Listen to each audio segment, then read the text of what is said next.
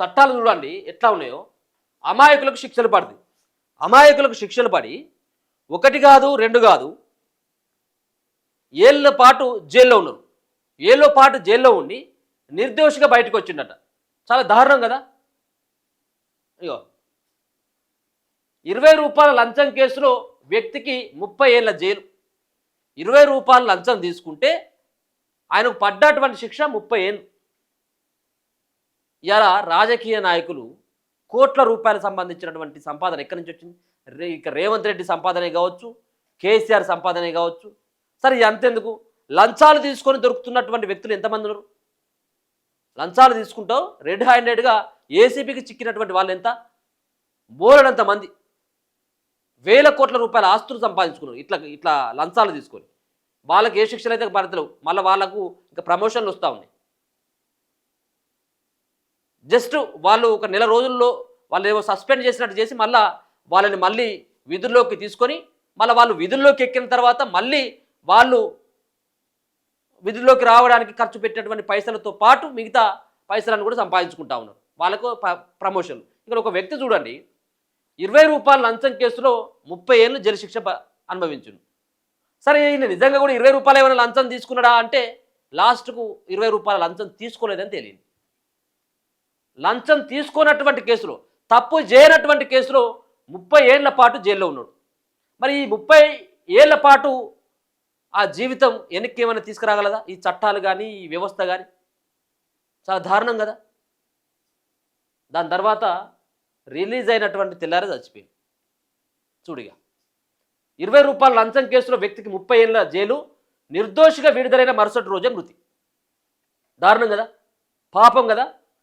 న్యాయం జీవితకాలం ఆలస్యం అంటే ఇదేనేమో. చేయని తప్పుకు ఓ వ్యక్తి 30 ఏళ్ల పాటు జైలు శిక్ష అనుభవించాడు. తర్వాత నిర్దోషిగా బయటికి వచ్చిన మరుసటి రోజే మరణించాడు. ఈ ఘటన గుజరాత్లోని అహ్మదాబాద్లో జరిగింది. 1996లో బాబుభాయ్ ప్రజాపతి పోలీస్ కానిస్టేబుల్గా అహ్మదాబాద్లో విధులు నిర్వహిస్తున్నాడు. అప్పట్లోనే 1996లోనే ప్రజాపతి పోలీస్ కానిస్టేబుల్గా అహ్మదాబాద్లో ఆయన విధులు నిర్వహిస్తూ ఉన్నాడట. ఆ సమయంలో అతని పైన 20 రూపాయలు లంచం తీసుకున్నాడని ఆరోపణలు వచ్చినాయి. అవినీతి నిరోధక చట్టం కింద అతనిపై కేసు నమోదు చేశారు. 1997లో సెషన్స్ కోర్టులో ఆయనపై ఛార్జ్ షీటు దాఖలైంది. 2002లో దీనికి సంబంధించి అభియోగాలు మోపారు. 2003లో సాక్షుల విచారణ ప్రారంభమైంది. ప్రజాపతికి 2004లో సెషన్ కోర్టు 4 ఏళ్ల జైలు శిక్షతో పాటు 3000 జరిమానా విధించింది. సెషన్స్ కోర్టు తీర్పును గుజరాత్ హైకోర్టులో ప్రజాపతి సవాల్ చేశారు. దానిని హైకోర్టు 22 ఏళ్ల పాటు అంటే ఈ ఏడాది ఫిబ్రవరి 4వ తేదీ వరకు పెండింగ్లో పెట్టింది. తర్వాత కేసును విచారించగా ప్రజాపతి నిర్దోషిగా తేలింది. దీంతో అతన్ని విడుదల చేస్తూ కోర్టు తీర్పు వెలువరించింది. విడుదలైన మరుసటి రోజే ప్రజాపతి గుండెపోటుతో మృతి చెందాడు. చూడండి ఎంత బాధాకరమైనటువంటి ఒక విషయము. కుటుంబాన్ని వదిలేసుకున్నాడు, ఫ్యామిలీకి దూరం అయిపోయాడు, బంధువులకు దూరం అయిపోయాడు, చుట్టపులకు దూరం అయిపోయాడు. 30 ఏళ్ల పాటు ఒక లంచగొండిగా ముద్ర పడిపోయాడు.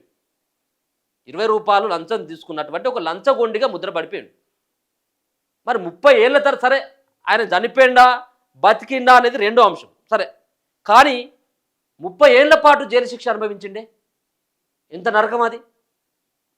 చేయనటువంటి సరే ఆయన ఆత్మకు తెలుసు నేను చేసిందా చేయలేదన్నది ఆయన ఆత్మకు తెలుసు. కానీ చేయని తప్పుకు కూడా నేను ఈరోజు ఈ 4 గోడల మధ్యలో నేను ఒక జైలు శిక్ష అనుభవిస్తూ ఎవరు లేనటువంటి ఒక అనాథగా బతుకుతున్నానటువంటి ఆ ఆవేదన ఉంటుంది చూసారా. ఆ ఆవేదన సరే ఆయన నిన్న చనిపోవచ్చు మొన్న చచ్చిపోవచ్చు, కానీ ఆయన 30 ఏళ్ల పాటు చేయనటువంటి తప్పును నన్ను శిక్షిస్తున్నారన్నటువంటి దానితో ప్రతిరోజు ఆయన చచ్చిపోవచ్చు ఆ జైలు గోడల మధ్యలో ఆయన. సో ఒక దారుణమైనటువంటి సంఘటన. నిర్దోషిగా విడుదలైనటువంటి తెల్లారి చచ్చిపోయినట. ఒకవేళ కనుక ఒకరోజు అటు ఇటు అయిందనుకో, జైలునే చచ్చిపోయింది అనుకుందాం అంటే ఆయనే ఒక దోషిగానే చచ్చిపోయినట్టుగానే లెక్క, అంతే కదా. ఇక చచ్చిపోయింది కాబట్టి ఇక కేసు చాప్టర్ క్లోజ్ కదా.